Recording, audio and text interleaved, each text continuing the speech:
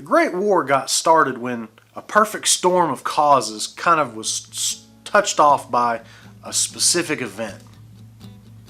But how does it come to an end? Well, stick around because that's what we're going to talk about today in Mr. E's classroom.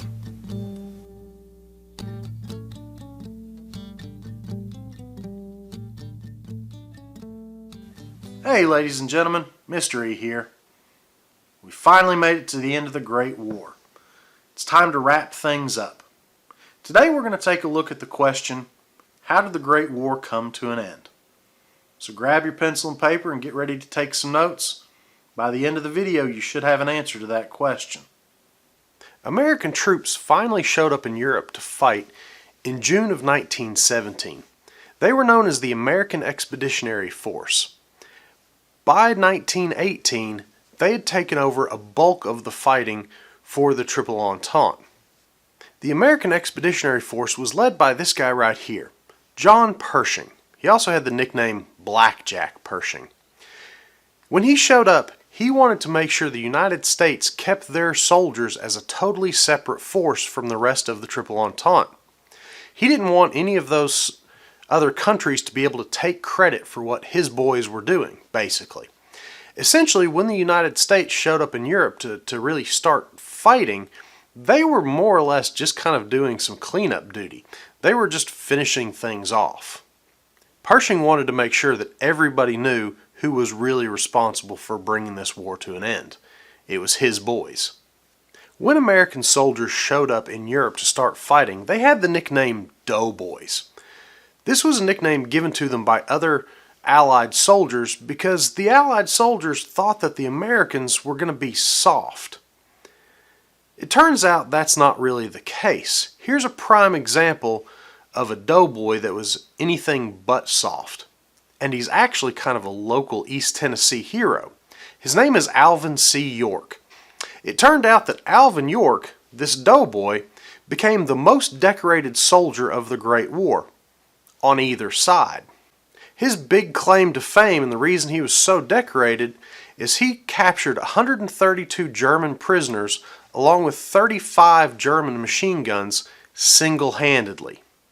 You can't tell me that somebody that's considered soft could do something like that. Among many other medals and awards, York is given the Congressional Medal of Honor, the highest award that you can get as a U.S. military serviceman. As I said just a second ago, when American soldiers finally showed up in Europe to start fighting, that was kind of the beginning of the end.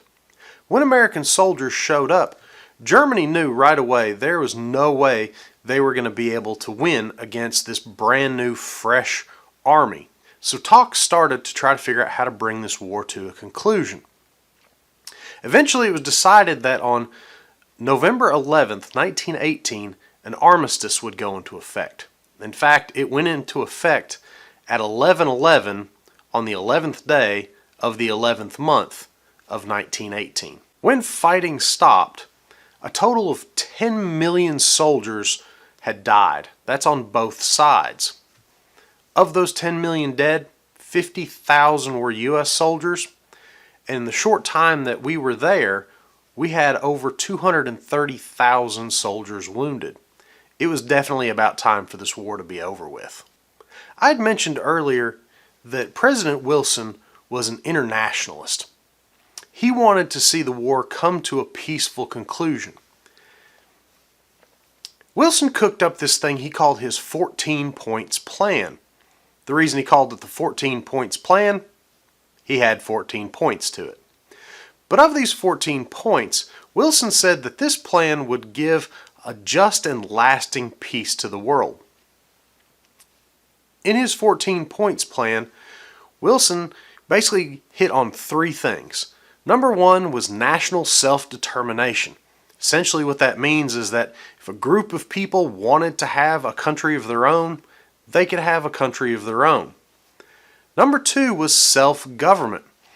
Wilson wanted to see all these countries in Europe, especially those that had that national self-determination, to be able to govern themselves, to not have to worry about outside influences basically telling them what to do.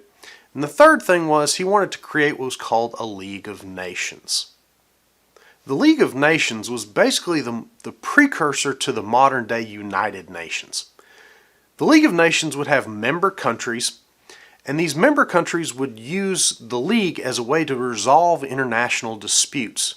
Basically, instead of going to war, they would go to this League and they would sit down and they would try to talk it out.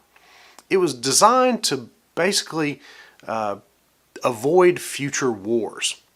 The basic premise of the idea of the League of Nations was it was going to set up the ultimate alliance, and that if one country decided to go to war with another country that was part of the League of Nations, all the other countries in that league would basically go to war as well. And there was no power on the planet that could be able to stand up to that.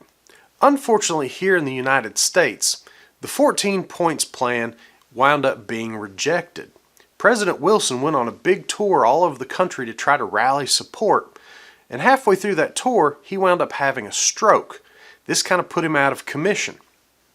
And once he was out of commission, and nobody was really kind of rallying people towards this 14 points plan, it kind of died here in the United States.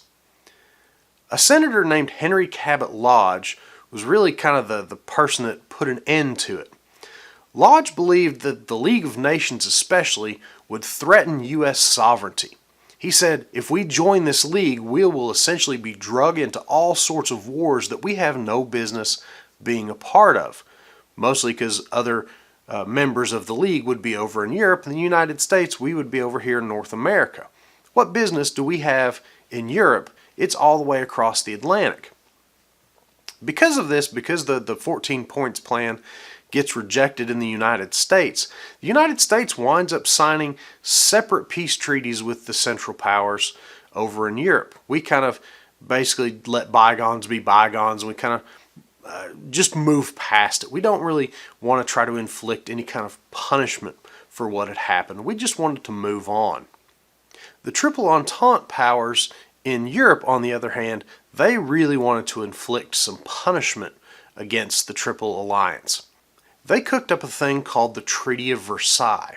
This is the treaty that the European countries basically used to settle the war.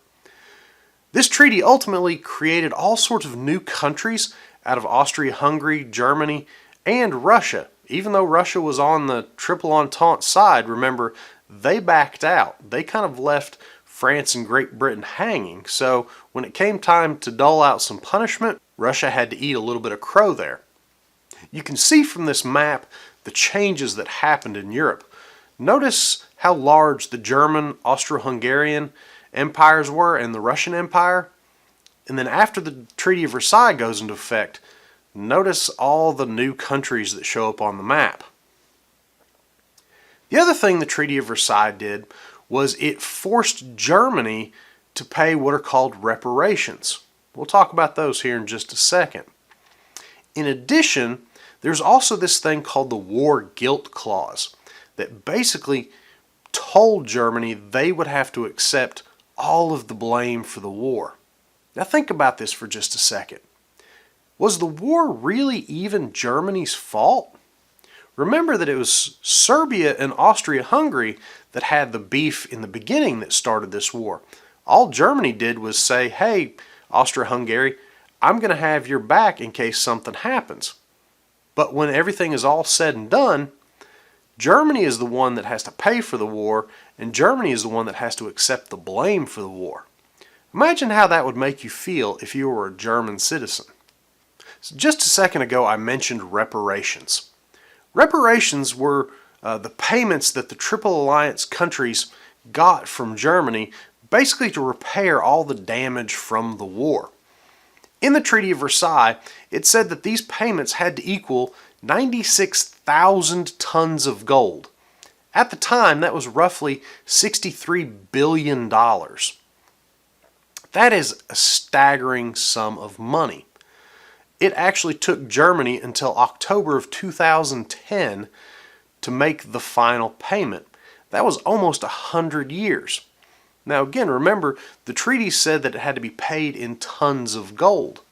If you look at today's prices of gold, those reparation payments totaled roughly $3.6 trillion. That is, again, a staggering amount of money.